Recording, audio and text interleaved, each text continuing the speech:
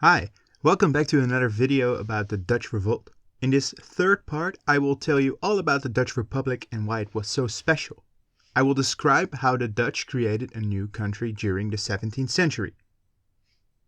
The war with Spain was still going on, but the fighting was done around the borders. Now the Dutch had time to build a new country. After watching this video, you should be able to answer the question why the Dutch Republic was unique in Europe in the 17th century. First, you need to know a little bit about the way countries are ruled in this period. This is called politics. It's the way that people that live in countries make decisions. In politics, there is an important difference between kingdoms and republics. Republic is a word that comes from Latin, res publica, a thing of the people. A republic is basically a country without a king or queen. In the 16th century, there were no republics in Europe. Every place was basically governed by kings or queens. Kings and queens decided what needed to happen. For example, in France, where King Louis XIV had very successfully centralized his country. Louis had absolute power over the whole country. There was no one above him except for God. Absolute kings, like Louis, based their power on the droit divin, or divine right to rule. In Spain and England, you would find pretty similar situations. This made the Dutch Republic pretty unique. The Estates General had said goodbye to the King of Spain in 1581. They signed the Act of Abjuration. And when they failed to find a new king, they created a republic, a country governed by the people, not by noblemen or kings. Two things are important here.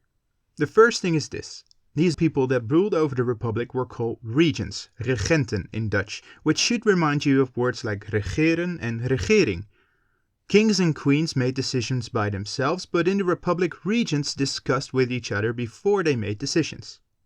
And the second thing is this. Every city and every province in the republic was very independent. After all, they were still fighting a war with the King of Spain because of his centralization. You probably remember that the cities and provinces wanted to keep their freedom, their independence, their special rights and their privileges. So this played a big role in the way that the Dutch organized their republic. Outside of the cities, the noblemen ruled over their own lands in the countryside. And in the cities, wealthy people, tradespeople, financial people, bankers, they formed city councils. In the Dutch Republic, poor people did not have much to say in politics. Only the rich people got to be regents. The noblemen and the wealthy townspeople sometimes got together in the provincial estates. Here they discussed about what they wanted for the whole province. But most importantly, they discussed about what they would say in the national government, where all the provinces come together. Every province sent people to The Hague, the capital of the republic where the Estates General had their meetings. The Estates General, Staten-Generaal in Dutch, made decisions about the whole republic.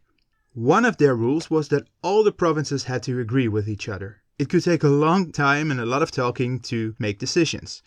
The Estates General only had a few subjects they would talk about, for example, war and peace. This had a very simple reason. One province couldn't fight a war against Spain by themselves, but if all the provinces worked together, they could do so much more. The Estates General also appointed new stadholders, who were the most important military leaders, the leaders of the army. Out of respect of William of Orange, the Estates General always appointed one of his relatives as stadholder. First it was Maurits, then William's other son Frederick Henry, and many Oranges after that. There were no political parties like the ones you know today, but there were two groups with different ideas about the republic. The main question on which people disagreed is this: should we have a stadholder? Some people in the republic didn't like the idea of a stadholder. They said that some of them acted like kings who wanted too much power. Take William II for example. Stadholder William II once tried to attack the city of Amsterdam to scare the regents. The city was warned by a local farmer who saw the army marching up to the city, so William's plan failed. Poor William got sick and died the next year, and so the Estates General decided they wouldn't appoint a new stadholder. We call those people that didn't really like the stadholders staatsgezinden. They wanted more influence of the regents and less of the stadholder. Their leader was the so-called Grand Pensionary, or Raadspensionaris in Dutch, who was the most important regent in the Estates General. On the other hand, there were people who strongly supported the Orange family because they had done so much for the republic. These people are called the Prinsgezinde. William, his sons and grandsons were still princes of Orange after all.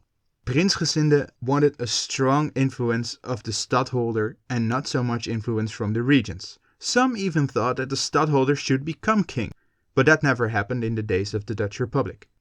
As you can see, the Republic was very different than other European countries. They started a political experiment without a king or queen. Instead, the Estates General created a republic that was ruled by regents, who discussed with each other before making decisions.